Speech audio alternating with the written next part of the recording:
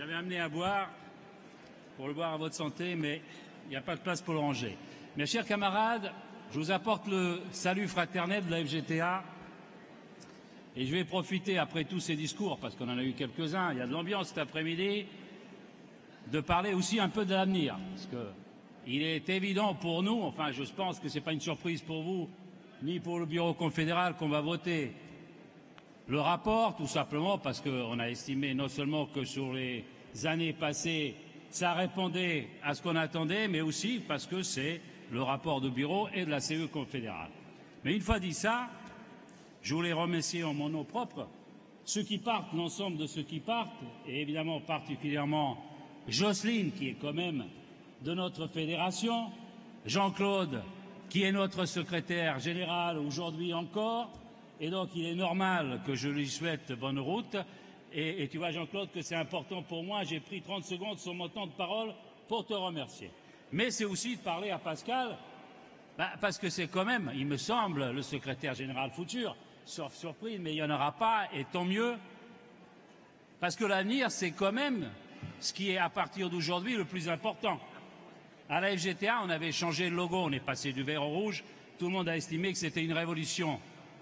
Sauf qu'entre-temps, c'est pas la couleur qui change, hein, c'est les comportements. Aujourd'hui, on a eu Hollande, on était content quand il est parti, on s'est dit, bon, ça y est, ça va repartir. Et puis Macron est arrivé, ça vous a pas échappé qu'il a toujours un petit sourire.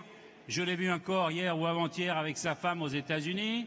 Il fait des selfies pendant que nous, on est là. À lui, tout va bien, hein. Et si on le laisse faire, je suis bien d'accord, ça pourra pas aller mieux pour nous, mais ça ira toujours bien pour lui. Mais j'oublie pas aussi nos copains du MEDEF, parce qu'on les a un peu oubliés, ils sont en élection, ils sont en train de travailler comment mendier encore un peu plus d'argent, comment obtenir des allègements de charges et comment nous exploiter encore une fois un peu plus. Et puis les patrons, ça vous a pas échappé qu'eux aussi, maintenant, ils se sentent forts, tout simplement. Pourquoi? Parce qu'on leur donne tout. Et qu'aujourd'hui, là, et dans les entreprises où c'était possible, type Carrefour, de négocier, aujourd'hui, on me dit, je suis Monsieur Bompard, je veux bien manger avec vous, mais enfin, je vous dis comment ça va se passer, et vous apprendrez ça par la presse. Les camarades, ils ont refusé ce genre de choses. D'ailleurs, je profite pour remercier tous les UD qui nous ont soutenus et les fédérations qui nous ont envoyé des mots de soutien, ça fait toujours plaisir. Parce que cette grève, quand même, et la mobilisation qui a précédé, elle a réussi parce qu'il y a un ras-le-bol général dans le privé. Nous comprenons nos camarades de la fonction publique, mais il faut aussi comprendre que dans l'agroalimentaire, dans la restauration, dans la grande distribution, aujourd'hui, c'est toujours 800 €. Quand vous gagnez 1000 €, vous êtes un nanti. Et en plus, il faut que vous fermiez votre gueule. Non, nous l'accepterons pas. Alors, il y a Pascal, je t'annonce une bonne nouvelle. Ils veulent supprimer 175 000 caissières.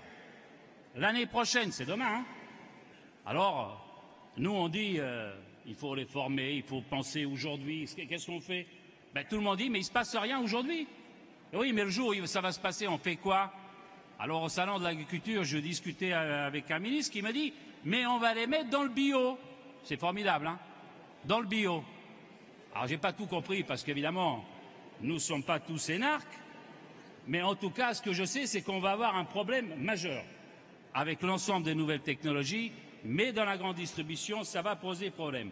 Alors, pour essayer de conclure et essayer de tenir le temps, ce que je voudrais dire au prochain bureau confédéral, j'ai envie de dire aujourd'hui, c'est qu'il nous faut de l'unité à la sortie de ce congrès.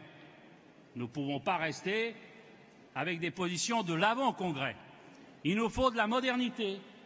Il faudra quand même s'adapter non seulement aux nouvelles technologies, mais aussi lancer la confédération, les fédérations et les UD, j'ai envie de dire, dans une modernité, pas seulement des nouvelles technologies, parce que d'avoir une petite application pour syndiquer plus vite, ça serait pas mal, mais aussi dans la fluidité de l'information et des échanges de dialogue entre nous. Il faut avoir plus de proximité avec les UD, les syndicats. Pour moi, c'est essentiel. Si on n'est pas, j'ai plus que deux mots, j'allais dire fermeté, Oui, fermeté par rapport à tous ceux qui veulent s'attaquer à l'organisation syndicale, qui veulent s'attaquer aux différents statuts ou toute autre attaque qui nous concerne. Et puis, j'ai envie de dire que la grève, la FGTA a prouvé qu'elle sait la faire, hein, mais qu'on est prêt à la faire s'il le faut, mais que ça doit effectivement être le dernier outil. Derrière, on doit d'abord dialoguer, on doit d'abord essayer d'obtenir des choses, mais sinon on s'interdit aucune action. En tout cas, nous, on soutiendra l'ensemble des fédérations, des unions départementales, des syndicats. Vous voyez, quand vous voulez aller vite, vous bégayez. Dans toutes les luttes qu'ils entreprendront, nous, on sera dans l'action et en tout cas, on sera, Pascal, avec toi, parce que de toute façon, l'avenir, il n'est pas très rose. Merci mon camarade.